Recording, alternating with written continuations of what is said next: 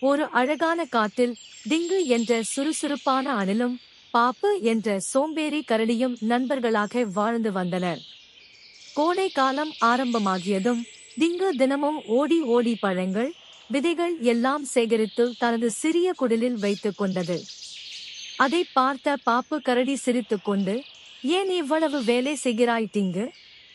இப்போ நல்லா சாப்பிட்டு தூங்கலாம் அல்லவா?" என்றது. டிங்கு சிரித்துக்கொண்டு, "இப்போ உழைத்தால் தான் பிறகு கஷ்டப்பட வேண்டாம்" என்றது. ஆனால் பாப்பு கரடி தினமும் தூங்கி விளையாடிக் கொண்டே இருந்தது. சில நாட்களில் பலத்த மழை பெய்ய ஆரம்பித்தது. காடு முழுவதும் தண்ணீர் நிரம்பியது. வெளியே போய் உணவு தேட முடியவில்லை. டிங்கு தனது குடிலில் சந்தோஷமாக இருந்தது. ஏனெனில் அது முன்பே நிறைய உணவு சேகரித்து வைத்திருந்தது. ஆனால் பாப்பு கரடிக்கு சாப்பிட எதுவும் இல்லை. அது பசியில் மிகவும் கஷ்டப்பட்டது. அப்போது டிங்கு தனது நண்பனை பார்த்து, "நண்பா, உழைப்பது எவ்வளவு முக்கியம் தெரியுதா?" என்றது.